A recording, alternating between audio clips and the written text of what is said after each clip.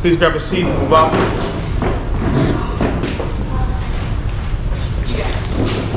All right, my name is Rabbi Mordechai Lightstone. It's a pleasure to have everyone here for our second 12X event, a series of 10 amazing talks over the course of 12 months. And I'm incredibly honored to have this esteemed panel with us this evening. Tonight's talk is called The Soul of Soviet Jewry, and it's something a bit afield from the normal topics that we speak about. Normally we talk about things about tech and media and, the intersection between those things, and but obviously a healthy amount of Judaism mixed in. But this is, when I spoke to some of the people involved with Tech Tribe, Soviet Jewry, they're like, yeah, it's interesting, but it's not the normal Tech Tribe thing. But I think it's very pertinent because there's a certain level of grit and tenacity that can be found with the Soviet Jews, not to stereotype everyone, whatever it is, that is very worth exploring. And beyond that, I'll just say that personally, it's always been interesting to me because my family left the Soviet Union in 1930, which is a bit of a weird time. It's, it wasn't part of my family, came from different times as well, but at least the last part that left Ukraine in 1930, it was a little bit late on the kind of the mass immigration of the 1880s, 1890s, 1910, whatever it is, and way too early for the other normal times that Jews actually left the Soviet Union, which has been a mystery that I'll have to figure out at some point. But in any event, I'm really honored to have our amazing speakers here tonight. I'll be facilitating a little bit, but they're very talented and can more than hold their own beyond whatever I have to add in. But I'll let them introduce themselves. Hi, I'm Miriam Elder. I've been a journalist for about 20 years now. I did most of my career in Russia, I guess. My family is originally from Russia. My mother left in the mid-70s when there was a big exodus of Jews from the Soviet Union when they were actually allowed to leave, and settled in New York. I'll keep it short there, and we can kind of discuss the personal stuff later, but at this point I quit my job 3 months ago, and I am freelancing and editing books and trying to find my purpose in life. I'm Alex. I am a columnist at The Forward. I was born in last Soviets born in the Soviet Union. We came over to the States in 1994, and I guess we'll get into family stuff later, but excited to be on this panel, especially with some folks whose work I've been reading and enjoying for a very long time. David Margolin, thank you for stereotyping us as tenacious and gritty. We're going to take it. I'm an editor of Mother. My parents were, I guess we'll follow. My parents came to the United States in 1985. They were fugitives for a number of years, and maybe this is something that will, I write on Jewish topics in general, but kind of as I got older, I got more and more interested in the Soviet Jewish story, and I guess just the Soviet Jewish identity in general, and it's basically what I would prefer to be doing now, more than anything else. Writing that, anything else that I do is kind of just describe. So I guess for the first question, a softball for everyone here, is I'd love to hear your family stories and kind of the stories that both express your general experience in the USSR or your family, whatever it is, and as well the particular Jewish ways in which they expressed themselves. So we start, I guess, with Alex. For me, growing up, there's a kind of like a weird relationship to a lot of it. I was told stories about my family growing up that I didn't really understand. My mom would, talk about her grandparents and how they were talking in Yiddish, and they would do these strange things, and they would have meals separate from their children, and sometimes they would go off and go to Minsk, and they would get this strange bread, and her grandma would come over on Friday nights with this other strange bread, and sometimes they would light candles. I didn't really understand a lot of this until I was in college and in an environment with a lot of conservative Jews and encountering things like Shabbat, Hagim, and everything else that's starting to make sense of it. My mom is describing her experience with people who were observant well into the Soviet era. She's describing things from the 60s and 70s. And it started to dawn on me of, the religion is not something that other people were doing. It was a thing that my own family was doing. My dad would talk about the stories of, he would every spring go with his grandma and they would go around giving gifts to Jewish families in town and everything. It got me on this journey of what does it mean to have this kind of heritage? What does it mean that we stopped doing it? Why did we stop doing it? I ended up just reading reams and reams of what Soviet policy was and how it shaped the Jewish community that remained in the Soviet Union, that, why my family was the way that it was. Pause there. So so I guess this year, I can start with last year. My grandmother passed away at the age of 96. We were very close, very sad, but 96. And my grandmother came from a very, very, let's say, I don't want to say typically Soviet, because I would say everyone has their own family story, but came from a very, very Soviet background. Her uncle was, all of her uncles were members of the party. One of them, if anyone's familiar with Russian history, Kolchak, Admiral Kolchak, right? So he was a leader of the white forces. So my grandmother's uncle is one of the people who signed his death sentence as a member of the Bolshevik Revolutionary Committee in Irkutsk, Siberia. Which, when my grandfather, my mother's father, who's like a real shtetl Jew from Ukraine, when he heard that, he told my father, "Please do me a favor, never tell that to anybody ever again." So that was, but my grandmother was born into the, her father was a member of the party. I think he was just following his family's footsteps, but they came from a very wealthy family in Irkutsk in Siberia, came to Moscow. So my grandma was born there in 1925 in a very, very, let's say, revolutionary, exciting in some ways time. It's more interesting, certainly, kind of culturally. But she grew up in an apartment a few blocks away from the Kremlin. It's on Bolshaya Lubyanka, or off Bolshaya Lubyanka, very, very close to that place. And after she passed away, I was thinking, I written about her. I interviewed her, thankfully. But kind of, to me, it was very interesting thinking about how she grew up without any Yiddish, actually. Her mother knew Yiddish, but even her father came from a more assimilated family already. So they were very, very in the Soviet experience already, very early on. And yet, 96 years later, my grandmother passed away. So first of all, she has, children who are observant Jews. She has grandchildren who are great-grandchildren who look very different from the childhood that she was growing up. And more, my great-grandfather was, my grandmother's father was arrested in 1938 and shot.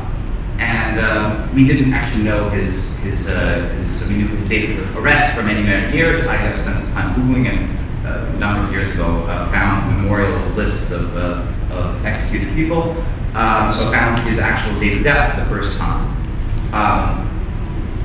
And so, fast forward 100 years later, from when my grandmother was born, in the beginning of this whole experiment, which turns very bloody, and it's something that she experiences, very firsthand, coming already from an assimilated family. Forget about the fact that you cannot possibly learn more about Judaism, even if she knew where to turn. She had these kind of little glimpses of things, but much less than somebody who had nostalgia from the shtetl. She knew about things from Shalom Aleichem, from reading Shalom Aleichem, not from the Russian Shalom Aleichem, not Yiddish.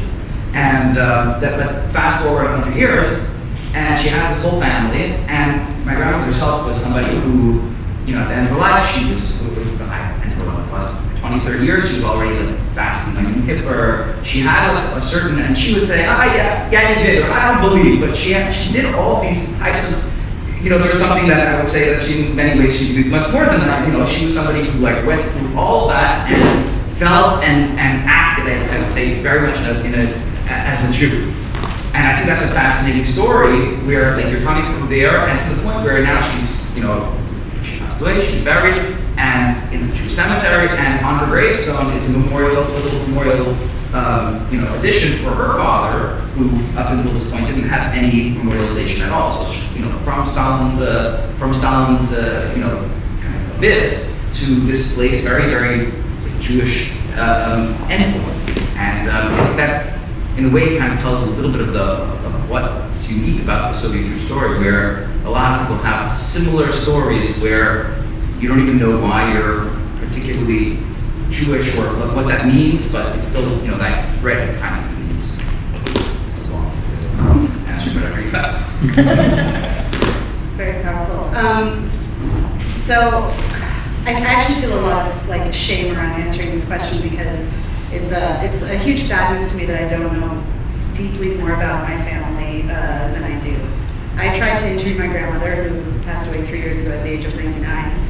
I tried to interview her almost a dozen times. I would come home with a notebook, the dictaphone, and everything. And I think that the trauma was so intense that she buried it so far that she couldn't even talk about it. She lived through the bombing of Leningrad, the entire siege of Leningrad, family in World War II, the family was evacuated to Novosibirsk. A lot of deep stuff there and a lot of horrific stuff that the Russian army also visited on people who were taken out of Leningrad at the time, even on Russian Jewish civilians.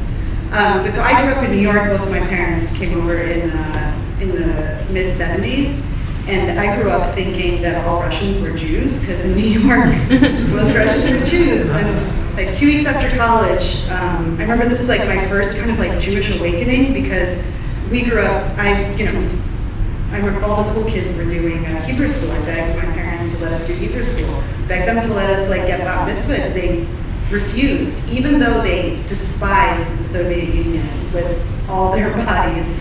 They could not bring themselves to be part of any institution, and I think that's one of the results of being a Soviet Jew. So 2 weeks after college, I moved to France. I remember talking to a friend on the metro and being like, "Oh yeah, I'm Jewish from New York." He's like, "You're Jewish from New York? Do you know Sharon?" I was like, "These people don't understand anything. There are so many Jews there." And then moving to Russia as an American who always felt a little bit weird here because I had this entire Russian family, I moved to Russia thinking I was Russian to some degree.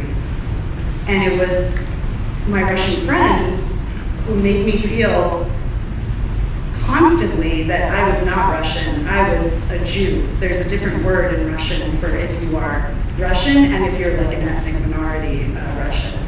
And so my journey to Judaism started there. I actually sought out a Chabad rabbi in Moscow and was like, well, if everybody's calling me Jewish, and I was pretty old at this point already, it was like late 20s. I was like, if everybody's calling me Jewish, I should probably figure out and own my own identity myself. So my family was very different. The Jewish traditions mattered a lot. We always celebrated holidays, but there was not an ounce of religion really anywhere. It was 100% through food. It was like 90% through food and 10% through jokes. And for us, it was really entirely cultural, and no part of it was religious, despite the younger generation's attempts to try to bring some religion. Ripping off all that, I had this experience. I was a camp counselor in Lithuania with Lithuanian Jewish kids. And the first mistake I made is I said, no, you're Lithuanian, I'm not Lithuanian. Okay, you're Russian. So that's what I'm Russian. I'm not Russian. I'm Jewish. And it was this very clear understanding of identity being split. It's ethnic identity, but there's something more to that as well.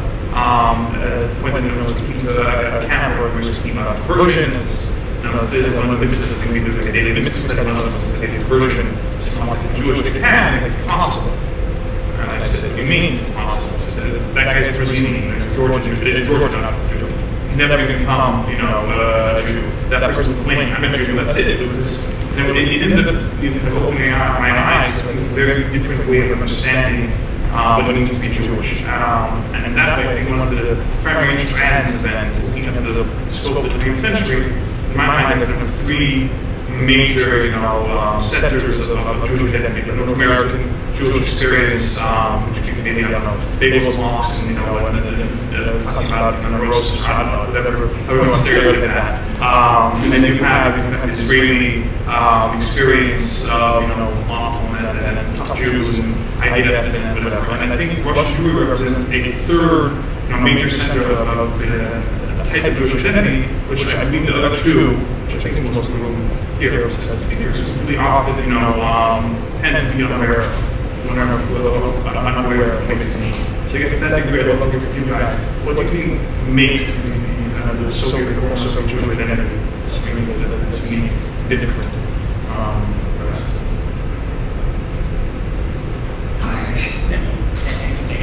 I mean, I think a lot of it to start with, I don't know if everybody's familiar with Soviet Jewry, so I can lay out some basic facts that you may not be familiar with.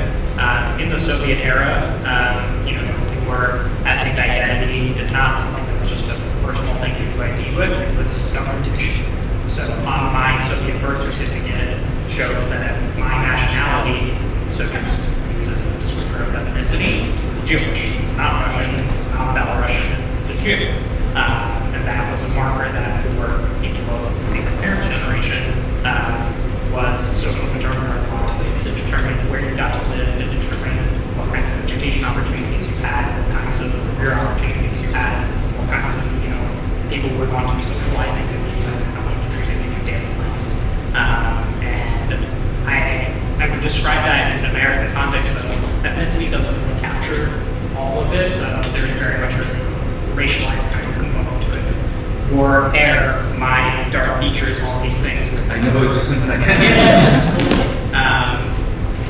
were these things that people would not just notice, but they would treat differently for. Practically everybody I know of my parents' generation has stories of, they would be called up in school on the first day of class, and the teachers would single out who the Jews were, and that was an invitation for violence after school. Everybody uniform kind of experience. I don't know that that was true everywhere in the Soviet Union, but it was absolutely true in Belarus and Belarus. And those kinds of things shape an understanding of Jewishness that is distinct and is different. To your point of, I didn't grow up with a whole lot of religion too. Went to 5 or every year my dad did gifts for my son. So that was the extent of my religious engagement growing up. But I knew with absolute certainty that I was a Jew, even if I couldn't explain what that meant to everyone else, because I lived in this social environment where it was people who were Jewish because of the violence and the discrimination that they grew up. Where you go with that, you're no longer in that environment. It's, here this kind of thing. When I was applying for college, I wrote my college application, I said, there's a lot of Jews at this university and I would like to be a part of the Jewish community. I got into my university. So it's a wildly different experience on the other side of it. But yeah, does that answer the question? I think I can chime in the sense that I think it's fascinating what you're saying about kind of the identity being, let's say, beyond the descriptors, where it's very much baked into who you are, and obviously that took on many negative, there's a lot of negative aspects of that where you get called out, where you're abused publicly, these are all things that all of our parents and grandparents have lived through in various ways, depending on the decade, depending on the time and place, but it always somehow showed up. On the other hand, there's also, let's say, I don't want to say a positive, but there's something which is greater that you see through that. And I think that you see that a lot of time in kind of the expressions of Jewish identity within Russian Jews. Let's say matzah, I'll take that as an example. So matzah is like this basic staple that everybody, but it's a huge number of Russian Jews grew up with eating matzah, their grandma making it, and I've written a few times and very random people and different backgrounds, and their grandmother baked it in the oven, they bought it in the shul. I told my grandfather, actually, he was a real shtetl Jew, and he told me, he used to have to, in Leningrad, it's from Kumana. My mother grew up in Leningrad, so that's where he lived for 50 years. So he said that in Leningrad, you have to come to the shul, you have to come to the synagogue with your rations, like your credit card or whatever, and you give in your credit card and they give you matzah instead. So he said he used to pay somebody on the side, not going to get his name on the list because there was any problems for the names on the phone. Anyway, but it's a very interesting thing that they don't know why they're doing it and they're still doing it. somebody knows, but not everybody does. I would say the vast majority of people have no idea why they're doing it, and they're just doing it. And in that same way, so I went back to the former Soviet Union, also meaning not first time there. I was born in America, grew up speaking Russian, but and kind of in the Russian environment of tea and herring, whatever. But when I got there, which I wasn't like thrilled that I'm going there originally, but I got there and I was like, wow, this is great, I love it here. And I get, but the Jews that you met there, not religious Jews necessarily. Yeah, I went and I was a counselor in Moscow. I spent a year and a half in Ukraine, and now they're all different. But then it was all just former Soviet Jewry, right? And you speak to people, and they're Jewish because they're Jewish, and there's something very, very deep, very, very ingrained within that. And I think the matzah represents that in a way, but that's a very, very powerful thing where it's real strength, is what I want to say, is that you have, everybody's special, everybody has their own thing, but these descriptors, I'm like this, I'm like that, and they're like, I'm Jewish, like what are you gonna, it's not even an argument. And I think that has some very, very powerful aspects to it, and I think it kind of really gets to the core of the human soul, who they are, and obviously it has negative, ways that it came out, but there's some real strengths that I think come out of it. So one of the experiences in the Soviet Union was the way that anti-Semitism was very much institutionalized, as opposed to in America. Even when you had anti-Semitism in the 50s to the 1960s, and my grandmother moved to California, and she was speaking to a neighbor from Montreal, Los Angeles. The neighbor said, where you go to church, where you go to synagogue. She said, it's funny, where your horns. I mean, that's, I'm sure so this days well over the world, because these things never end. But within the Soviet Union, it was very much, part of the system. And so I think, unfortunately, so much of Jewish identity is built on the reaction to anti-Semitism, for better or for worse. But I'd be curious how you kind of thoughts about navigating the Jewish experience in the light of the anti-Semitism of the Soviet Union. Thoughts? I can talk a bit about just what it meant for my family, I guess, which is and I'll talk about my mother in particular, just carried such an acute fear of anti-Semitism, on the surface of her skin, in a way that any other sort of fear never really affected her. And I think she saw it creeping around every corner. She and I would fight about politics all the time. There were certain things that we couldn't talk about. She would be one of those people who would just kind of look for it in every single thing. And I think that it was just very, very on the surface for her because of the experience that she had. It was a similar thing in school, where coming and finding anti-Jewish chalk markings on the apartment building that she lived in. And I think that's a beautiful story about the matzah. I think that for me, with my family, it's very hard to find positive stories actually going back. And there's a reason that most Russian Jews that you'll meet, I lived there from 2006 to 2013, so a fairly long time. And I, despite seeking them out, did not even meet that many Jews. And the people that I met that were Jewish were Orthodox. They were oh, we're Jewish, but our grandparents converted as a means of survival. And there's a reason that you meet most of them outside of the country, because it was so horrific that everybody who had a chance in the 70s fled, in 91, and then in 94 fled. Sorry, that was a bit rambling. The question is on anti-Semitism as part of Jewish problem. I think for most people, for most Jews I know from the Soviet Union, or children of Jews from the Soviet Union, it is very much a large factor of their identity. And I think to a degree it is for me too, of you're talking about your mom seeing things through the lens of anti-Semitism. I can say I do that instinctively without even thinking about it. My wife can tell you when we're going to travel, the things that I am looking for when we're going to somewhere in Europe is where's the ghetto or the pogroms. That's just instinctively where my head goes in terms of understanding the local history. Doing a tour of the Colosseum and talking about the design and everything, and I'm thinking about the Jewish slaves who were built, and that's just the way that I was taught to understand the world. It's not even something I have to make like a conscious effort to, think about things through a different kind of lens. And it's a hard thing to do. And I think when you're not thinking about it, when you're going through your daily life and you're just trying to like make these kinds of, associations and understanding the world, you come to see the world in a very distinct kind of way, and in a fearful kind of way. There's a lot of people who don't like you historically and presently, and that shapes how you socialize, how you understand events, how you respond as a political actor in various kinds of environments as well.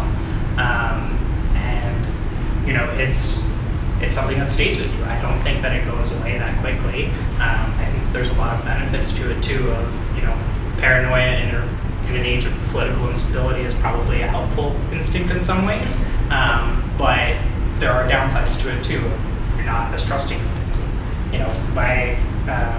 My wife and I were just on our, we just got married, we're on our honeymoon, so I'm trying to say my life a lot. When we were, at a kosher restaurant on Shabbat, we paid meals and whatever else, we sat down and there was this guy who sat next to us and started talking to us, and we struck up a conversation, and it was very interesting. And I was thinking about how if my parents were put into that same scenario, it's a room full of Jews, like as safe an environment as you're going to get. I know for a fact that my dad would have ignored him, and my mom would have politely said like 2 words to him, and then they would have gone back to the meal. Because that's a stranger, and you're in public, and you have no idea who he is and whether you can trust him or not. That's just the way that they understand the world. And I think that you can call that like a trauma response, but trauma plus time is culture, right? But yeah, my father told me that right when they came in '85, they were here, early in the '80s when they were here. Said that he had a rule: like if you came to my house and you knocked on the door, and I didn't expect you, like I'm not opening the door. And like it doesn't make a difference if it's like your friend and you know who that is. Like you didn't call before, like I'm not opening the door, just as a knee-jerk reaction. Then I think he told that to me, and then there was a knock on the door, and I was like, I'm opening, it's America, and like I went down, it was like the census, which didn't help me with my plan. But I wanted to talk kind of the anti-Semitism part. I think it is very, very, very deep, and is very different than there's the small things that make up the whole experience. Because of course there's the anti-Semitism that, let's say, all of our parents and us, ourselves, maybe when we were growing up, and small things. Those are the kind of small experiences. Then there is the generation before that might have grown up with something, a little bit more tradition, where that was, my grandfather was not also now we're just mentioning all of our grandparents who passed away. He passed away 100 years ago, so if you have somebody at 101, you're gonna have but he was 100, but we're pretty sure he BS'd it, and really he was 99 and he changed it. So like he's had 100. He made himself a big 100th birthday party. So my grandfather, I gave people advice on how to live a long life. He fell into the role. So he grew up at a very young age. He went to Cheder in Uman, and then all of a sudden it was done. The teacher was taken away. He didn't know if he was arrested. He said they were taking them away. They're arresting them. They were scared them out of their position. This is in the early 20s, and that's it. And so he spoke a beautiful literary Yiddish. Speak on Russian, Yiddish radio shows in New Jersey, but he read at a second grade level. He read Hebrew at a second grade level. Like that's where his Jewish education ended. So that's like a whole. I feel like that's another level of trauma. And then there's their parents who really grew up, very often at least, a very deep, deeply Jewishly engaged life. Everyone was different, but they knew they had that option. They had that education. They had that, even the culture, and that was all just completely torn away from them in a very violent way. So something interesting that I've been, reading, that I was listening to Lamter, and so Lamter was a Russian Jew, which is something that I always, found fascinating. There's, recordings of him speaking in Russian, which is, as a Russian, a very exciting and I find very, very heartwarming. And So there's a conversation in the early 80s where, and it's a theme that the Rebbe spoke about very often, but the Rebbe would cry about Russian Jewry and would speak about it like in a way of great pain. And one of the things was, so you mentioned the different themes, but there's the famous story of Hananiah, Mishael, and Azariah, which is in Tanakh, that these three, Nebuchadnezzar, the Babylonian king, set up this idol in Dura. It's called the Veil of Dura. I'm not sure what a veil is. It's a valley or whatever. And he set up an idol there, and everyone had to bow to it. And there were 3 Jews who came from the Jewish royalty. The Jews were exiled at that time, and they didn't bow. So he ordered his men to throw Hananiah, Mishael, and Azariah into the fire. And they went into the fire, and they were saved, and it was a big miracle. And this is considered to be like the ultimate self-sacrifice. In Judaism, when you talk about what it means to sacrifice, and in Judaism in general, to sacrifice your life, not that we're seeking to sacrifice our lives, but the person who's a martyr, 6 million Jews of the Holocaust, this is like the ultimate category of like it's everything. And Hananiah, Mishael, and Azariah are brought up as like this example, and the Rebbe speaks about them. And he's speaking that there's Hananiah, Mishael, and Azariah, and it's such a tragic story, and that's self-sacrifice. But that's a self-sacrifice that's over in a minute, 10 minutes. It's something. It's a big event that takes place. And with Soviet Jewry, it's 50 years of non-stop, year after year, generation after generation of just complete suffocation of Jewish life. So I think it's almost unparalleled in can't say for thousands of years of history, but if you think back, it's a very, very unique spot, in the last 1,000 years certainly, of where you have 3 million Jews behind this Iron Curtain who are experiencing this, not little things, but like it's part of the big push, part of the big structure that's there to put you down, and then you still come out in that way as a Jew that's something unique, and like you said, tenacious and the other word gritty that you used, that was very good.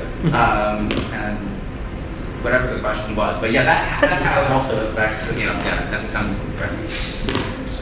For sure. So I think what's interesting, it's been 30 years or so since the Soviet Union fell, and speaking once to a Confederation and Jewish establishment official here in New York City, she told me that they have a hard time integrating the Jews from the former Soviet Union into kind of Jewish life in New York. So they remain very much separate and apart. And even though they're members of the Jewish community, they have their own needs. So I guess the question is, as Jews in this post-Soviet era, how do you think that experience continues to this day? Because Soviet Union's gone, families are out, everyone's here. How does the Jewish experience continue in the uniquely, the Soviet way, affected by the trauma, as it were, today? Or the positive. I have positive and negative. I think I don't know, this is from my family, maybe it also extends to other people, but that we were raised, and those of us who remain continue to have just a deep, deep suspicion of anything that is institutional. They're, joining a club in the Soviet Union, being forced to be a pioneer. When you're a kid, you had to be a pioneer with the red scarf and serve the country. It just resulted in our parents anyway teaching us just to never really be part of something and be completely yourself. And to this day, I can see it in my own life. It really is that way. But the way the way we as I guess secular Jews. Sorry, we always call ourselves bad Jews, and I know you don't like when I say that, but we're that's my family. We call ourselves that within the walls of our homes, I guess.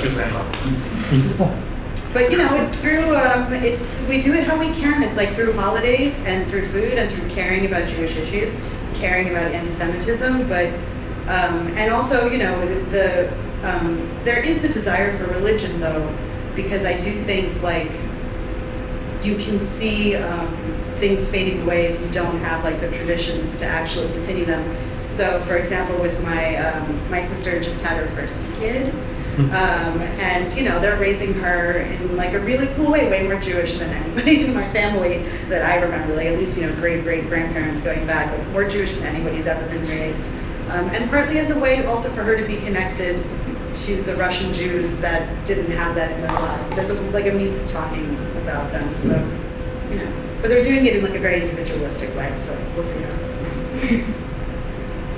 I think that the weirdness towards institutions is absolutely true. To give an anecdote, when COVID was kicking off in New York, and you know the government was saying like don't wear masks, everyone I knew in Brighton was 40 masks. And as soon as the government said put on a mask, they stopped. It's just like an instinctive kind of distrust of institutions, an instinctive kind of distrust of public life in any kind of way, because it was performative and it was a lie. It was not the thing that was the true life. People that you knew behind closed doors, people that you trusted. It's very much an individual relationship. Even engagement with Jewish life, you know, I mentioned we go to a lot for high holidays when I was a kid. It was not because my parents were, you know, they knew everything about the teachings of the Rebbe and everything else. It was because, you know, there was a conservative shul in town, and my parents went and were like, we would like our son to have bar mitzvah. They had no idea what it is, but they, you know, knew it was a thing. They wanted me to have one, and the shul said, great, you can become dues-paying members, and you have to show up for services on Shabbat. And they gave them the price for it, and my dad was, you know, had a job where he was working Fridays and Saturdays. And, you know, we can't afford this. What's dues and what's Shabbat? Kind of thing. We ended up going to the Chabad because the Rabbi Knesset was a Russian speaker. He was, you know, Soviet background. There were other people in the building who were Russian speakers. We could relate to them on an individual kind of level. That's still my parents' engagement with the religion to this day, is through individuals that they know and trust, not institutions.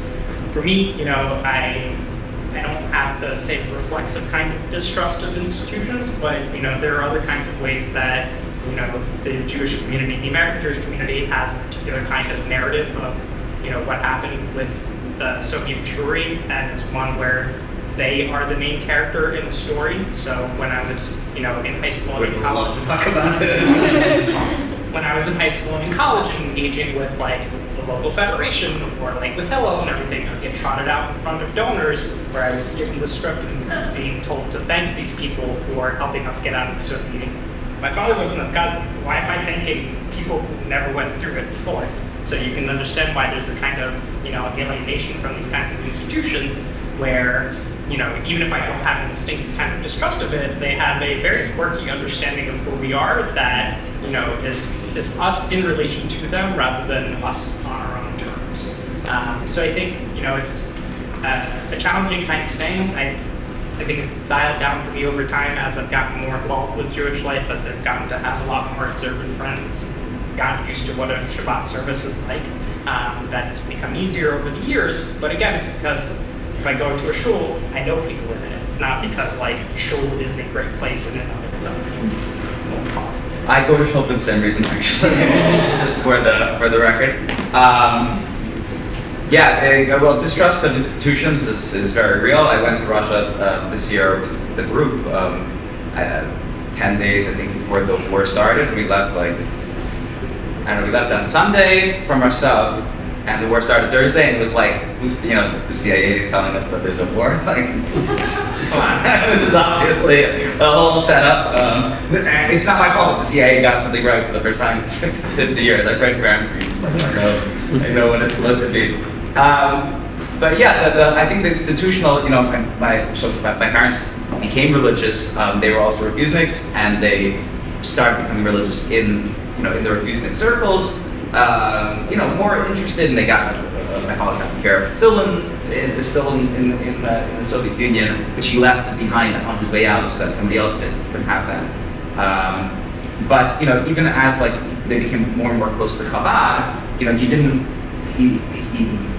and I always respected him for this, is that he like never, you know, putting on the whole get. Like it was a slow process. He studied, like he was always, you know, on a guard for like the belt, and it was kind of a long process, then we started growing the theater, so that was also just because we don't just buy into clubs, like, which again, I see as a strength, just not just buying into something that's laid out for you, I think is a wonderful thing, or could be wonderful.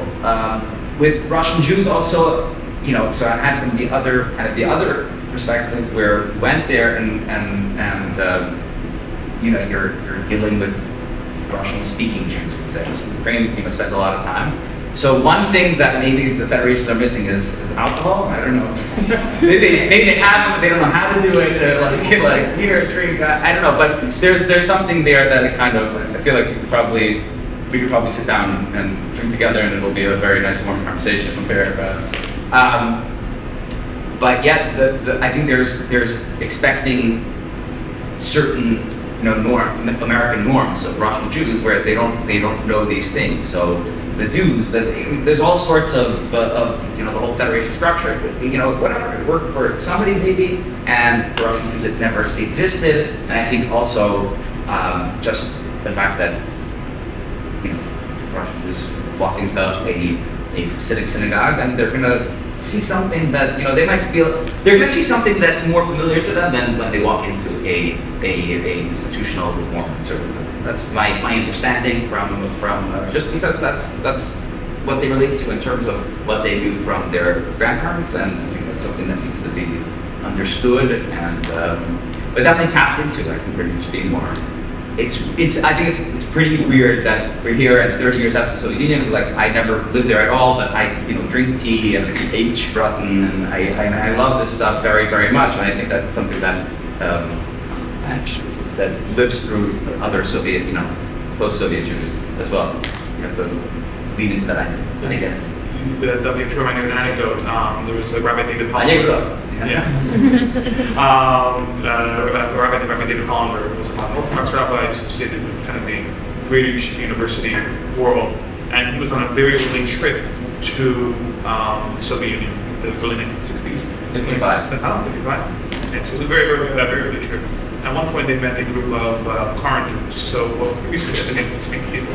Yiddish or Hebrew, get around. Karen Jews, for some reason, they weren't able to speak to them. She also know, by the way, it's an all Ashkenazi town. But met Karen Jews, and they tried to say, or a group of these were, Talmudic scholars and state rabbis. They're all clean shaven as well. Karen didn't recognize them as rabbis. They were like, you're not rabbis. And they had to take out their tzitzis and show them that they were doing something to believe that they were actually had some religious clout. So in terms of this kind of when the Soviet Union perhaps think about Judaism, it has that kind of shtetl practice, so to speak, for better or worse. I guess one final thing, and open up for conversation and questions around Mr. Suchi, but I guess there's a final takeaway you want to share from your own, from I think you're saying Soviet Jewish experience, yourself, your life. Something you want to share, something positive. Love to end on that. Something positive. That's not my area of expertise.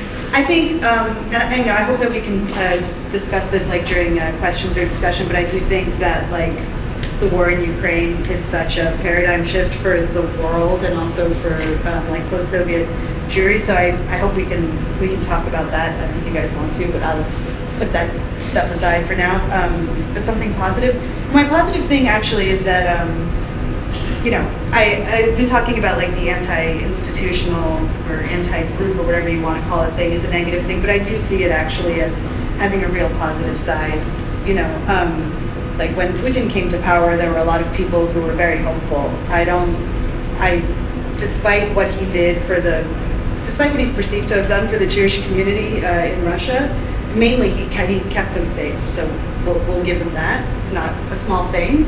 But everybody that I knew was incredibly suspicious from the get-go, and I think getting that kind of insight, and you talked about it as well, in this time of chaos, to have some sort of paranoia is not bad. And I think, when I look back at Soviet Jewry or post-Soviet Jewry, I do think a lot about the writers, the political activists, the people who were ringing the alarm from fairly early days, and left an incredible legacy that it also ties into my Russian Jewish experience, be it Brodsky or whoever. That to me is the positive side of things. positives, I guess. It's still negative, you know. That's a Russian Jewish thing. For me, I think a lot of it's going to tie back to family. There is like a particular kind of social dynamic that I think is distinct to Russian Jews relative to other Jewish kinds of communities. I have found in a lot of ways where, you know, children are not treated as children in Russian Jewish families. You're treated as like a small adult, and there's a lot of drawbacks to that. But there's also a lot of empowerment that comes with that. You are part of the decision making of the family. It is not just your parents decide X, Y, and Z. Sometimes that your education, you know, that you're playing an instrument is a parental decision, but like other kinds of family decisions, you're very much involved as a decision maker. Sociologists in America and Israel like study this parenting style that, you know, for me was very empowering in terms of I was very comfortable in early adulthood making my own decisions and making decisions on pretty important things of, you know, what kind of observance I want to be doing, where I want to be living, those kinds of things that I think a lot of people struggle with that transition, where I very much felt empowered as a result of it, that I think is very much rooted in the Soviet Jewish experience. And I don't think I would be sitting in front of you right now if I was not the kind of person who thought, well, I'm going to be mouthing off and sharing my opinions in public, and that transforms into writing and public speaking and everything else. But mouthing off at home with your parents sometimes doesn't, you know, like on the table, like, what are you They're actually like a lot more comfortable with that. It's this stuff that they hate. They're like, do not share your opinions in public. You don't know what that yeah, so I think that to pick up on Miriam mentioned the writers, I think that's I recently read for the first time Life and Fate by Celia Grossman, which you know, that's was a very moving experience. 1,000 pages. Yeah, it took me a while. Years. Years. No, I thought, yeah, a year? Years. And no, I started it a few times, and then I stopped at the Holocaust because it was like, I can't deal with it. And then, anyway, I ended up finishing the whole thing. It was very, very, but it's something that I've been, you know, thinking about more recently was how that all ties together. How all these different Jewish experiences in the Soviet Union, the different Soviet Jewish experiences, tied together. And it's something that tipped me off. You know, my grandfather used to tell me he loved Yiddish, he loved the Yiddish poets. You know, Itzik Pfeffer and then the Paretz Markish and Bergelsen. They were the ones who were arrested by the Night of the Murdered Poets. So he would tell me, you need to write about them. And then, like, he would bring me, like, the New Jersey Jewish Standard, and he'd be like, look, there's a bunch of good articles in here. And I'd be like, just take it, like, rewrite it a little bit yourself. It's simple stuff, but no one's going to know who's going to know. So, anyway, I would have these packed stacks of New Jersey Jewish Standard. But I never thought, like, I work for Chabad.org. I write mostly on, you know, religious Jewish topics, or, you know, it's kind of like I didn't think that I would have anything. He was telling me to write about the Night of the Murdered Poets for years, and I didn't know how I would ever get to do that. And then I was reading, so the Rebbe's mother wrote this diary. The Rebbe's mother was Rebbe Chana Schneerson. Her husband was Rebbe Levi Schneerson, who was the rabbi of Yekaterinoslav, you know, Dnepr Trust, today Hebrew, remained in his position very, very late, until 1939, through 1939, until Passover 1939, actually. He was arrested right before Passover. So she writes that she wrote a memoir, very, very simple but moving, kind of these different experiences, and she's reminded as she goes. She's like kind of current events. She wrote this one when she came to America, so there's various current events that are taking place, and she's kind of reminding her of different episodes that she had lived through. So, I guess 1948, 1949, probably early 1949, I think that's when Paretz Markish was arrested. She's like, I just got word that Paretz Markish, you know, the famous Soviet Yiddish poet, was arrested, and that reminds me, and taken to who knows where, and that reminds me of the story. She writes a story about how Paretz Markish, in 1938, Paretz Markish came to, Paretz Markish's father lived in Dnepr Trust. And he was a religious Jew who was part of the synagogue through the 30s, it's a pretty dangerous time, obviously. Died in 1938, and Paris Marcus basically sent word to the rabbi that he came now from Moscow. His father passed away, and he wants, I've heard much about you, Rabbi Schneerson, and I want you to take care of the funeral in the way you need to do that, which is a very great undertaking in 1938 in the Soviet Union. At the height of the Great Terror, left money. Anyway, paid for it. He said, "I can't be seen with you, or I can't be anywhere near you." Schneerson itself was a dangerous last name by that point, and and when he left money for the underground cadres, the underground Jewish schools and whatever underground Jewish activity that was going on. So that's really the entire story. And I found it, for me, it was like these worlds collide, right? So I'm coming from a certain Soviet Jewish background where, I find somebody spoke Yiddish, somebody did, but I didn't have like religious Jews back until who knows when. And then when in Chabad, you encounter kind of people who went through this entire, a very amazing story, and one that I'm fascinated with, people who went through this whole, generations through religious through the 30s, through the 40s, through the 50s, through this, there's a religious community in Samarkand until through the 70s. I mean, that you tell that to people, it's mind-boggling. And you speak to them, and it's a very, it's a very interesting experience. But it will always seem to be as two different worlds. And this story kind of opened up my eyes, and now I see it more often, much more frequently, in almost in everything, where it's really one story, right? Like the same way that the Jewish people are really one people. We say this as a cliche, but it really is true. First of all, these people were related to each other, and everyone knew each other, and so we look at everything in a very kind of black and white way, and it's not really like that. And so like the kind of the Soviet Jewish experience is, I think, very illustrative of that, especially when you go beyond that. It's one Jewish people, and it's one, and you kind of start seeing the same soul coming out in all these different ways. And to me, I wrote an article about Paris Marcus and Rabbi Levi Yitzchak. I sent it to my grandfather. I don't know if you read it, but he's like, "Oh, great, you made money." But one thing that was fascinating to me was that Rabbi Levi Yitzchak Schneerson, the Rebbe's father, his yard site, the day he passed away, is the 20th of the month of Av. And he passed away in exile in Kazakhstan, Kazakhstan, where he's buried. I was looking at Wolfram Alpha to figure out when was the Night of the Murdered Poets.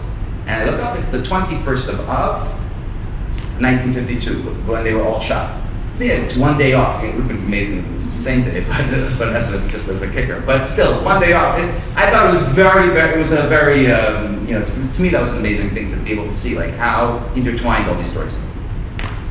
This is what I'd like to think. This is a long story coming. I'd like to thank you guys. I'd like to open up to the audience as well. Please say your name and then what you'd like to ask or share. Into a family of treatments, and I left Soviet Union when I was 15.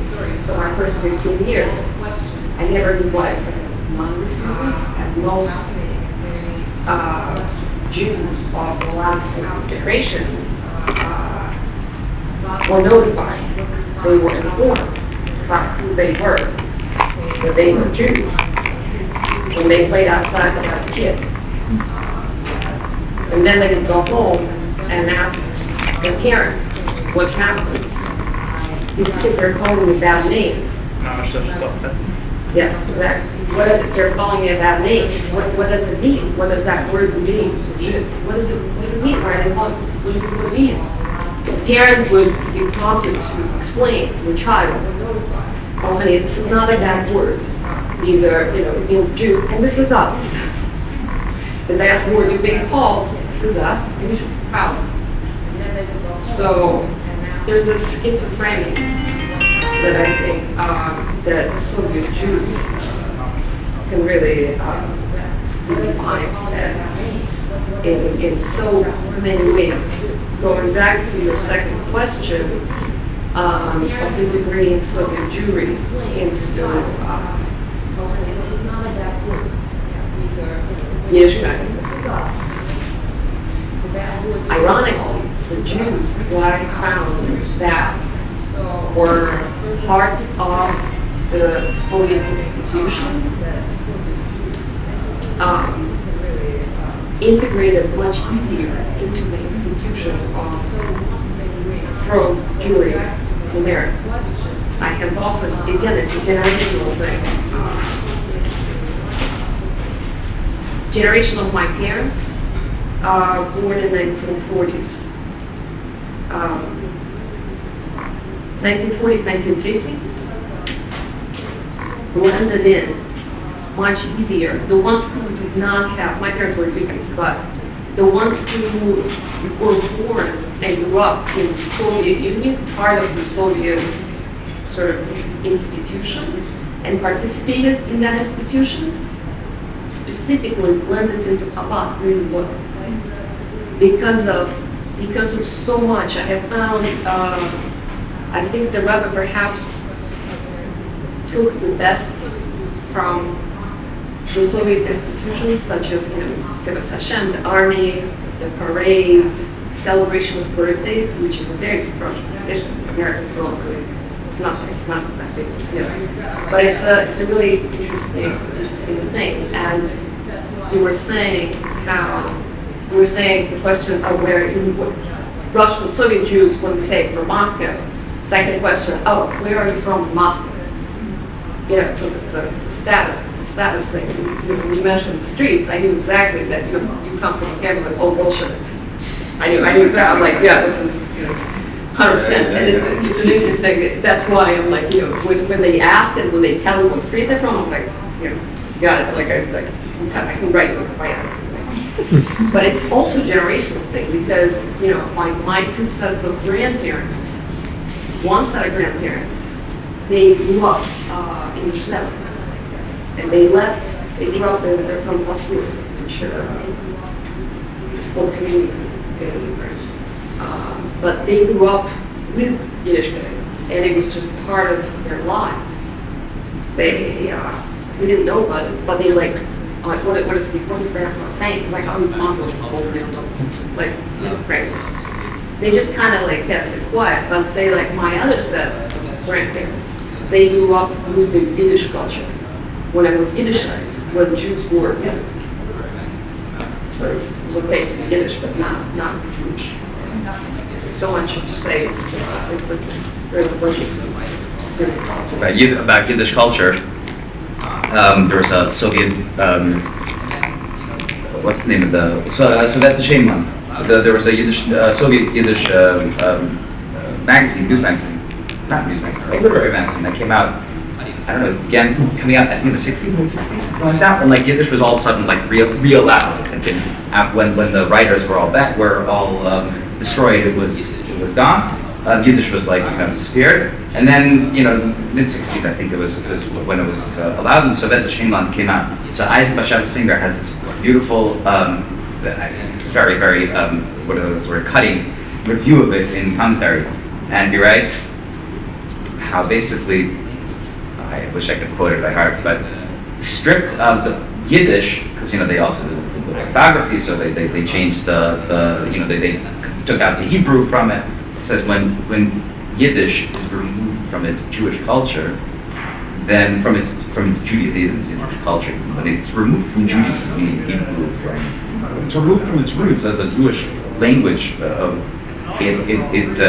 It becomes what its antagonists, they call it jargon. They say that it's a fake language, then that's when it becomes a fake language. Remove it from its Jewish roots and Jewish identity. I don't know what else to say. Armin? I was hoping that you could talk a bit more about the effect of the Ukraine war on all this stuff, and also for all three of you. I've traveled Ukraine and other post-Soviet countries before, and read a bit of Russian literature and followed the news. And the Ukraine war is still deeply baffling to me, even 7 or 8 months into it. And I'm wondering if post-Soviet Jews or people with a Soviet Jewish background kind of can understand it in a way different than the rest of us might, at a level of clarity might. people like me. So what I took from my, Soviet Jewish parents is to just constantly operate with the deepest mistrust of the state and the Russian state in particular. And it doesn't actually, until there's a full reckoning with its history, it almost doesn't matter who's the head of it. But particularly that Putin is like a former KGB guy, it was like from day one, you cannot trust this man.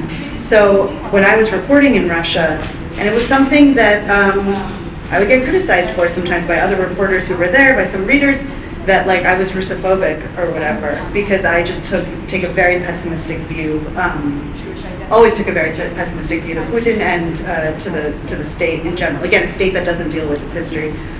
So just assume the worst and you'll be right. Has treated me well, for the past however 20 years that I've been covering Russia.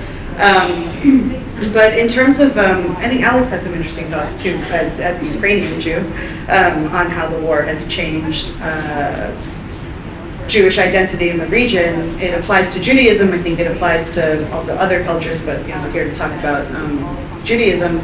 That even, I was thinking about it when I was like sharing the thing for the the flyer or what have you for the event tonight, that like even the term post-Soviet has become incredibly problematic, for Ukrainians, Belarusians, Russians, Uzbek, Lithuanians, Estonians, whatever, that this is all a function of empire, that this is a hopefully a post-colonialist sort of war, and that to separate from the Russian Empire and to not give the Russian Empire any power, you really have to re-own the identities of the particular nations that you're talking about. I think with Judaism it's complicated. We were talking a little bit before the event started. Like for me, I consider myself Russian Jewish. My grandmother's whole family is from Belarus. Like there's no part of me that considers myself a Belarusian Jew because the stories weren't passed down in that way, even though I know the shtetl that she's from. So it's a thing that's in process. But I can say, and again, Alex probably has a lot more interesting things to say about this, but it's happening with all my post-Soviet, I use that in like, I don't want to actually use the term anymore, I guess, but it's happening to all the identities, but particularly to Ukrainian Jews who just, will just not use the term. Ex-Soviet is, I think, more fun these days. Also, it's but also not great. Like the Baltic states were always pushing back against former Soviet Republic, saying, we're so much more than just who colonized us. And they were later additions to it. The thing that I would say on that is people this year suddenly become very interested in the opinions of people of our background, where it was not necessarily the case before now, or not as much. And I would caution on saying, like, what do Jews from countries of the Soviet Empire think about things? So I would draw a very big distinction between what we who left think about things and people who stayed. My parents do not refer to themselves as Belarusian or as Soviets or any of that. They are Jews, simply, and they do not associate with these places. They have very bitter memories from these places, and it's not their world anymore. There are a lot of Jews who stayed. There's, before the war started, something like 250,000 Jews, or broader Jewish community in Ukraine. Terrible numbers in Russia, a lot smaller in Belarus. Most of us left. But they still exist. There are people who are living the Jewish life. There are people who are living and observing the Jewish life in these places who have an experience that is 30 years outside of Soviet rule. They have a very different kind of understanding of it. When the war started in Ukraine, it's important to remember it didn't start this year. It started in 2015, right? There were people who I knew from Israel who had served in the IDF, very, fluent Hebrew speakers integrated into the society. When that war started, were going back home, going back to Ukraine and referring to it as home. They think that I could not wrap my head around. I did not understand what was going on, and I would go and fight for this place that hated you so much. I still kind of struggle with it in a lot of ways, but you have, especially in the context of this broader war that started this year, I have family members who are in Ukraine who chose not to leave. They chose to stay. They chose to fight. I cannot really wrap my head around that kind of decision. I do not relate to these places in this kind of way. It's like, yes, we have a cultural kind of experience. I'm not going to go fight and die for any of these countries. That's not my home anymore. that they have a very different kind of view of it. The fact that Ukraine elected a Jew to be leader of their country is something that is also very difficult to understand. Ukraine evolved in a different kind of way after the Soviet era. Yes, there's a lot of problems there. It's not to say that it's easy to be a Jew there now and all the problems have been washed away, but there's clearly a different kind of Jewish experience than one that our parents went through in the Soviet Union. That I think it's a very interesting, dynamic kind of time there, and observing on the other side of it, the community that I can speak to more of. There was a lot of ambivalence when the war started of this is going to be a small scale thing, it's not that big of a deal, this is a bunch of huffing and puffing, this is a lot of news trying to get people's attention, it's not going to be a real war. That changed very rapidly when the war actually started, when people I knew here were talking to their family members there, and it's a difficult thing of, I mentioned I have family in Ukraine, I also have family in Belarus, which is co-belligerent to this war. I have family in Moscow who I'm afraid to talk to them about the news because I don't know what their opinions are. I also don't know who's listening. And so you don't really have a good sense of what's going on. And so it's a complicated time. As we get to talking about all these things that I don't have to comment on, let's focus on one. I think that Jews have the ability to add a little bit of nuance, to, let's say, sorely missed nuance. You have, from the beginning of this war, obviously, us flying a few days after the war started, and watching CNN on the plane, and poor guys trying to pronounce the cargo. He has no idea where the hell it is on the map, and it was completely fish out of water. They don't know what they're talking about, but they just have to talk about it. So they're like, Kharkiv. Yeah, Kharkiv is he somehow said Zaporozhye, and it was horrible. I don't remember what it was, but it was something atrocious. The Jews, so around that time, somebody asked me, I expected to hear cargo, but back there many times, and so I was talking about it a lot. So somebody asked me, so when we say cargo, are the Jews more ethnically Ukrainian or ethnically Russian? They're ethnically Jews. They're not. So I think that's where you're right. Post-Soviet doesn't maybe make sense anymore.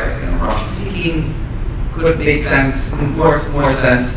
Historically, Jews were always a root supplying factor. They used Jews in various places as a root supplying factor because we would rather stick with the empire instead of the local nationalists because we had, gotten some difficulties with them, and wasn't, didn't overall. So, and I think to be able to be around to temper the conversation, to say calm down, Khmelnytsky wasn't great, or whatever, these different, again, and from the Russian side, we have plenty to say about everybody, and just everybody get off their high horse. I think that there's a really important ability to say that. It is very tragic, meaning my parents are from Russia, my grandfather's from Ukraine, and the other side is really from the Shtetls in Belarus, and I never thought, Ukrainian Jew or Belarusian, but it is true that it has evolved to the point where there is such a thing as Ukrainian Jew, and it didn't really exist at all. Although that is a very, I think it's 2014 and all. It wasn't, I don't think that existed before that.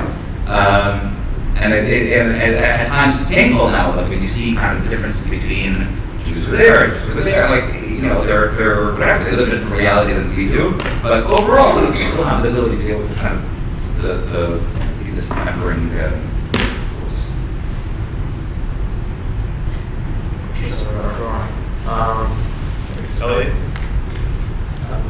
Going off that and given some of the comments that you asked about the Soviet Jewish mindset, Soviet Jewish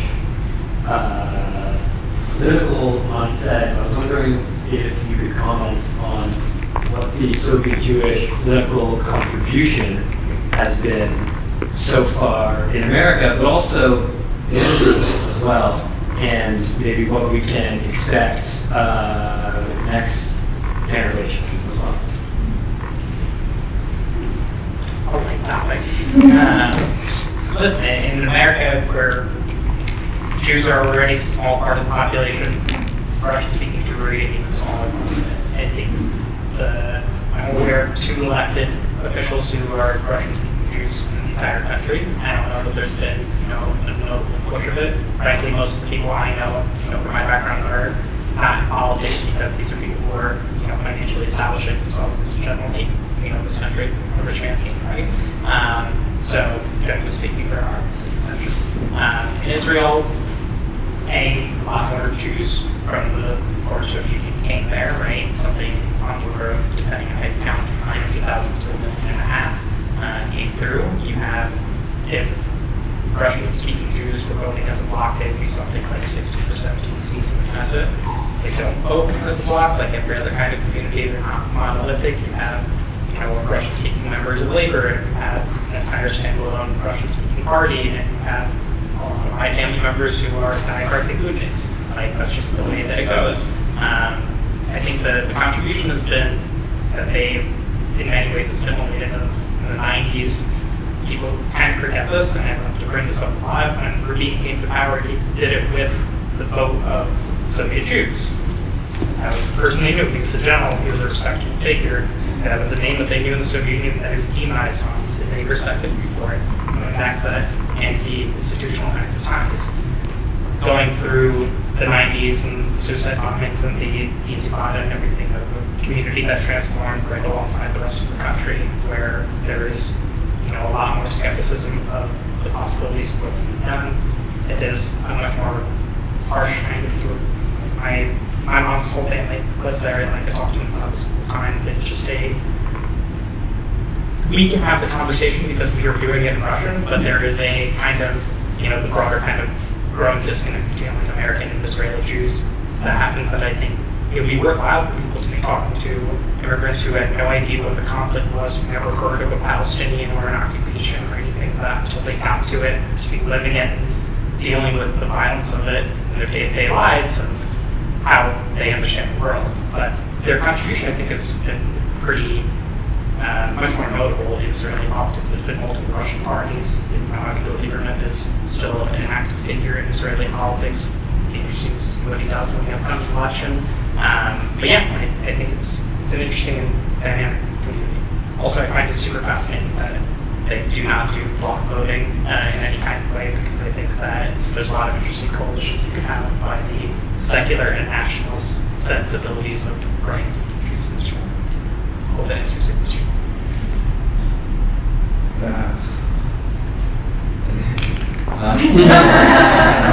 I read about this one a lot more, please. Hi, my name is Rafa. I work for the Williamsburg Hotel. Thank you, Rabbi Lightstone, for putting together this fascinating panel. It's really, really interesting to hear, especially as someone who grew up in New York, and I met Russian Jews over the years, but I never really understood the perspective and what it was like to be a Jew in Russia. And the idea of being singled out as a minority, like in New York, everyone's a minority. We'd spend the whole day in the classroom, but we had to point out who was a minority. So with that being said, when your families came over to America, were they surprised by how much Jewish culture was featured in mass media, and did that have any cathartic effect for them going back to Russia as a Jew, or like just being a Jew in society here? Did it like reframe how they thought people felt about Jewish culture? I'll say that I won't generalize. My parents, my mother in particular, coming over here, I think, and feeling safe, and she did feel safe here. She passed away 4 years ago, so a lot is things are constantly changing. So definitely, things sort of changed towards the end there. But her love for America knew no bounds. She was obsessed with this place. And also, later in life, developed, even though she was never able to visit, developed a huge connection to Israel, and was giving money, up until the end of her life. The representation and culture was really important to her, but again, there were ways to find that within Russian culture as well. There are so many shows who, the main characters are clearly very, very Jewish. There's so many people. Were they surprised by that? Was she surprised by it? I don't know if surprise is the word that I would use for her in particular. It really was just love and gratitude. She, I guess it's like it can be a common immigrant experience if you've made it to a place where you can feel like safe and comfortable in a country. She just was filled with love and gratitude. But I don't remember her talking about that like specifically. Although like anytime Fiddler on the Roof was like being performed, she would be first in line and all that kind of stuff. So it was definitely she tried to make it as much a part of her life as possible, definitely, and like. Would not flip past a Seinfeld rerun, not get her to do it. It was something that didn't exist in that form in Russia, and I think doesn't really even exist. Well, you had some comedians. You had comedians who maybe and some would talk about their Judaism a little bit, but that was probably like Shvanetsky, was probably the Soviet Jewish comedian. But other than that, it was really like in terms of literature and poetry, Life and Fate was her favorite book by far. And then here maybe it was more like a popular culture thing. And I think that's what brought her so much happiness, is that it didn't only have to be sort of dark, and it also didn't have to be private, because so you had to consume good culture in the Soviet Union, you had to consume so much of it privately because it wasn't allowed. And so the joy of just having it be like a musical or a TV show is definitely big. In my family, I think there was similar kinds of dynamics of a lot of love and admiration for the U.S. Like I have a very distinct memory of the first time we walked into a grocery store in the U.S. and my mother just seeing fresh fruit fully stocked and just like gushing with it. Like we will still go to like the store. My mom will still comment on this, years and years later. It's just like a huge impression. The cultural component of it, I think there was not a whole lot of interest in, those things. My dad liked Seinfeld, but like because it was funny, not because it, was like an overtly Jewish kind of thing. The way that I engaged with American culture when I was a kid was my parents would make me read the classics of American literature, which meant reading 19th century American lit, which had a completely different vocabulary, and I did not understand why everybody in Tom Sawyer was licking each other. But they were going at it from like a very Soviet mindset of like, these are the classics of the culture.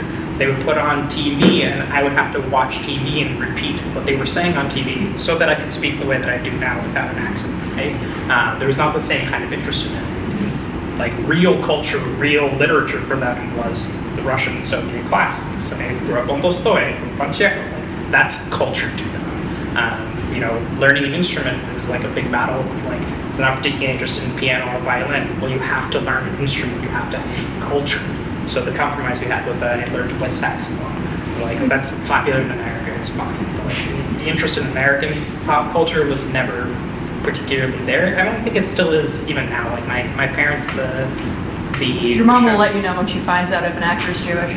Yes, that's true. That's like the extent of like their interest is like the people who are involved. Like when we went to go see Dune, my mom was very determined. Like my mom went with us, it's my wife speaking, that Timothy Chalamet was a Jew. What? Yeah. Sure. It's like, Look at more not? Yeah. So we went and looked it up. My mom was correct. He is Jewish. But like that's the extent of like Speaks French. Walking around and seeing, pointing out he's Jewish, 100%. Huh? I would if I would see him. I would ask him. But yeah, like there was not the same kind of interest in it. There's also like, my wife's family is very interested in like Broadway and everything else, and my parents have like a very distinct Soviet sensibility of like, that's like a middle or lowbrow kind of thing. True art is like going to be opera kind of thing. We never did. So I feel like looking down at lowbrow stuff is like very common. Like I cannot read a magazine that's not like, I can't read anything without first of all feeling deep guilt and shame. Like let's say, I can't like in read a Reader's Digest. I'm sure it's fine. I can't not read it. Like it's not my wife's books, like whatever the novels that whatever that you like you take and you throw it out and whatever. I can't touch it. It has to be something. My parents hated like my love of comic books when I was a kid. Oh my god! I wasn't allowed to bring it to the house. Yeah, absolutely. I was only allowed to read it at the store. So yeah, that was our engagement with the culture. I get made fun of like all the time by American friends. Like, what do you mean you don't know this thing? And I'm like, I don't know. Like, it was not in our house growing up. Pre-2005, I don't really know American culture. So. Devin, I think you should mention about the fact that if you want to read a book that wasn't, say your father was maybe read I'm very happy. I'm actually I think that more parents should force their kids to read good books. So we end up on that. Like, no, you have to read. I was given also, Tom Sawyer and Huckleberry Finn, like in 4th grade or something. I don't know what the hell I'm doing, but you got to read that stuff. So I'm happy for it. Hi, I'm Jason. I'm the child of Soviet immigrants. 1979, I came over from Belarus, and Where in Belarus? Minsk. Okay. Yeah. And before Minsk. Before Minsk. Yeah. My grandma was born in Shadrin, which is like. Yeah, good. So very good here with Kabak. So yeah, I wanted to like make this positive again. So because there's a lot of negativity and there's a lot of trauma. I mean, what can I say? But I feel like if you play your cards right, like Soviet emigres will actually like be positive. Like they'll tell you like sometimes like gushingly positive stories of coexistence with non-Jews. Like I was sitting with a friend of ours who is he's in his late 70s.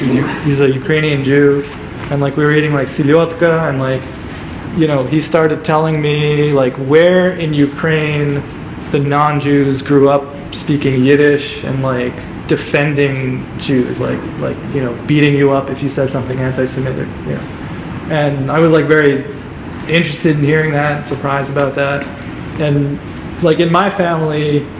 My mom always told me that like everyone hated her because she looks Jewish, and like she would just be she would just hear anti-Semitism on a daily basis. But like other people in my family would actually say like they would actually sort of speak highly of Belarusians, like how they're sort of polite and kind. And some other people would say that there was actually quite a lot of coexistence between Christians and Jews, maybe before the Soviet Union. I don't know. Obviously there was pogroms too. In terms of, I think like in my family personally, there's a lot of there's a lot of fun stories, a lot of I grew up hearing stories about my parents' childhood, my grandparents, like the family stories, and but there is not one bit of missing the Soviet Union in the least bit, but from anywhere, my mother, my father, my grandmother hated it. My grandmother, when I was going to visit when she was alive, I went back to Moscow. I went to Moscow and I went to her apartment building, where she was interested in seeing pictures, but she had not even not even an iota of missing that place at all. My grandfather, when I went to Kharkov for the year, he kept on calling me to tell me I need to leave that Svinyachi Khutor, right? Which I don't even know how that translated to pigsty. Yeah, is it? Yeah, whatever. Right. I mean, it was constant barrage of now you're good, don't go back there. When I came back here, it was we're done, we're out, and we're good. And so that's I don't know that it's so negative. Like it's not always negative. Sure, People have personal relationships. Yeah, absolutely. So I don't know if you it sounds like you don't have that kind of in your family. Like you don't. They're not. I don't know that they were the stories that I was told. I can give you one. I can give you one. Sure. So my mom had two close friends growing up who she described as non-Jewish. Incidentally, one of them is actually blatantly Jewish, but on her paperwork in Russian, right? The other one who remained in Belarus, when I was growing up, they still remained, we would buy these cards and to call overseas and everything else. It's the thing that is impossible to explain to anyone now. Right. But we would do these things, maintain these connections. And she had a son my age too, and we would do all these care packages and everything else, and maintain these relationships. My mom still talks to these people. 30 years after we left. There are definitely positive interpersonal relationships, but they're personal relationships that's not a public kind of affinity like Jews and Italians in New York kind of thing. Right, good. So I think one more. Thank you so much. This has been great. I wanted to ask more specifically about you guys, each of you specifically, as opposed to speaking generally about the ex-Soviet Jewish community. has your identity evolved basically since the start of this war in Ukraine?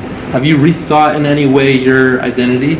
And I'd also like to add, in terms of the future, because we've been talking a lot about the past and perhaps the present. In terms of the future, what role does this identity have? Whether you're thinking about kids or even not, if you're thinking just generally about this community, does it exist? Is there utility to passing on a sense of this sort of identity, or is there not? Because I think there's a lot of debate around that second point. I can start on the second point.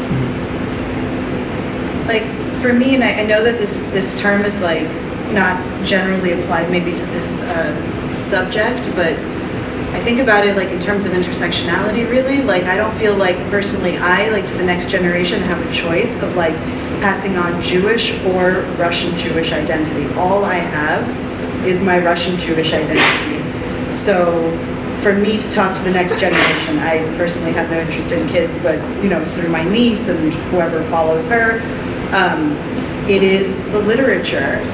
It's also the gefilte fish.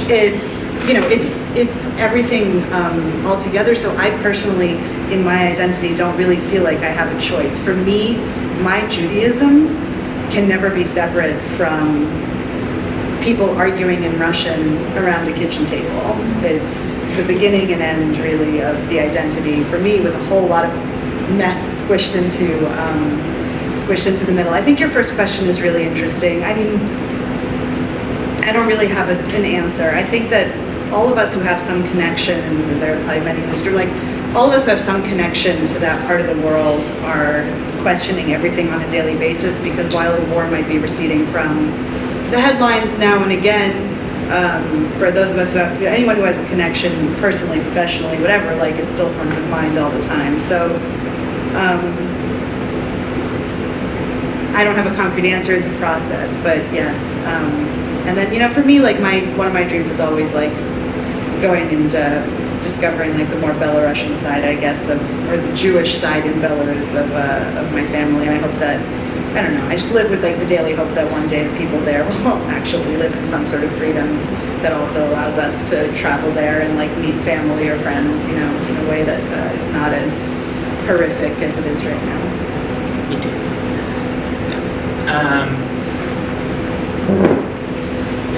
How has Ukraine impacted my identity and my own personal Jewish journey? The war in Ukraine, I don't think, has impacted my self-understanding so much as my understanding of the region, as I mentioned before, of not really understanding why Jews would stay in these places, not understanding why they would run for office in these countries, why they would serve in the military here. I ended up having to challenge my own narratives about how I understood these places, and B, going back and doing like a lot of reading of it. I was not aware that there were like anarchist movements in Ukraine there who were not only, sympathetic to Jews, actively committing acts of violence to protect Jews. That's an interesting piece of history that you don't really hear about when you hear about all the pogroms, when you hear about Stepan Bandera and all of the collaborationists during the war. That it's a dynamic place. It is not just one thing. Like any other country, it contains multitudes, right? And I think it's been very eye-opening to see that A, narratives can evolve, but B, countries can be more than their narratives. And I think that Ukraine has been pleasantly surprising on that front in a lot of ways. In terms of like what the Soviet Jewish identity means, for me, I've like written a little bit about this. I would like to write about it in like more depth. The upbringing that I have is not Soviet so much as Soviet immigrant in the U.S., right? Like where I grew up around Russian speakers from the Soviet Union. I grew up here. I grew up going to the international supermarkets in Brighton and then in Fair Lawn, where I'm eating the same foods that my parents were eating, growing up with the same kinds of ice creams, all that kind of stuff, all the things that I knew that's my experience. The media I grew up on was Chipurashka and Ну погоди. Carlson, like all of these things, like Soviet kinds of experiences, but set in the United States and with a shared experience with friends who are all that kind of background. You know exactly what I'm talking about, right? That's a moment in time kind of thing. It is not, to me, a sustainable kind of identity. You can only go on for so long before we suffered, and also we appreciate some, Soviet animation from the 1960s.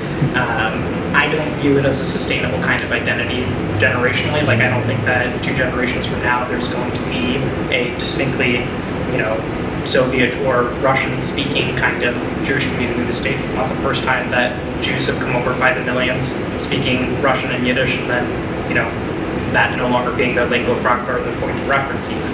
I think American culture is too enticing, too appealing, and too powerful. Like, you go anywhere in the world, people are watching like Disney films and everything else and playing American music, and it is too powerful and all-consuming in a way to say that a dead empire's culture from a specific point in time is going to be something over time. For me, what that meant was, well, the Jewish part of it is still very important to me. And yes, I love Russian lit and everything else, and I intend to be passing it down. And to the extent that the language is a component, I think I would like to be too, although I definitely need to brush up on my Russian lessons, my grammars and garbage. But it is in the context of, I want future children, if we are blessed to have them, to have an understanding of what this meant, what this experience was, with an understanding of they're going to have their own experiences, they're going to live their own lives, and they're not going to be in a setting where everybody is a Russian speaker, where you are having, some salt and some churna chleb, big fat, we keep a kosher home. It's not a thing that we're doing anymore. That it's just going to be a different kind of experience. But I think that I hope that the memory of it means something to me. I'm in terms of like passing it on to the next generation. I feel very happy and privileged that I live within the Chabad community, and the Russian Jewish identity in general, the Soviet Jewish identity in particular, is very, very intertwined with what an identity of a Chabad, of a Lubavitcher is, and so for me, first of all, looking at history and with the interest in history that I have, it's basically all that I speak about anyway, and these are the stories that I read to kids at night. Maybe I'm simplifying what I worked on, or just taking books, but like the Soviet Jewish story, and obviously specifically the self-sacrifice under fire, like whether it's other people's stories or whether it's even like kind of those individual sparks of parents' dacha was raided by the KGB over Jewish materials, in the 80s. And it's a story that I tell them, we're walking to shul on Friday nights, I tell them that story, and they remember actually details and ask me about it. And so those are things that I definitely want them to have, and I think that everyone, to some degree, should be educated about it, but like that, it's very much their story. And because within Chabad, it's not a Russian speaking, but it is a Russian influence. My father-in-law is from Israel. His parents came from Russia, but my father-in-law, half of his Yiddish is really Russian. So it's like, how you say ceiling in Yiddish? But anyway, so it's very ingrained. So I'm very happy for that, and I'm very for passing that on, and like I'll do it without pressure. But this is what I feel, and it kind of happened with me also. I think that certainly with me, there's a point of time when you're like 12, 11, whatever, like kind of in elementary school, and you're not so interested in the whole Russian thing, right? Whatever, like I speak Russian at home, but it wasn't. I wasn't particularly into it. And then as I got older, right, I got into it, and then I went there and I got even more into it. Now, like I feel more at home within that kind of setting, and that could happen to my kids as well. To the first part about changing identity, the Ukraine one in particular, I think Alex's point was very, very interesting, and yeah, I would say if we're just on a very simple level, Ukraine itself, I do think that it's a very interesting and inspiring story that Ukrainians who were not historically Jewish. You know, you can find pockets of you know, interesting tidbits and stories, but overall, and certainly in Jewish memory and Jewish, you know, thought, the Ukrainians were not the friends of the Jews. That's it, like period, end point. Until World War II, there was two big evil people, Denikin and Petlura. Denikin's a Russian, Petlura was the Ukrainian, but they hated him. Whether you can get into like all the details of what he knew and who did what, where, but that's like in the Jewish mind. And anti-Semitism was a part of the Ukraine, meaning whatever. Like it's definitely a part of that story. It's complicated, but it's there. And I do think that there has been like this change, certainly since 2014, and like even more, profound since then, where you do see kind of this nationalist identity, which has changed into something which is different, and where Jews do feel genuinely a part of this. And I think that's an amazing. I think we're seeing something which is amazing. I don't think that anyone thought that was ever possible. Go tell a Jew from the old generation, Jewish president of Ukraine and Ukrainians and Jewish Ukrainians, like what even is that? Like, and I think that's a fascinating thing, and I think it's inspiring. Ukrainian army that boasts its own kosher seders. Yeah. That being said, the war should end. All right, I'd like to thank all of you very, very much for being here.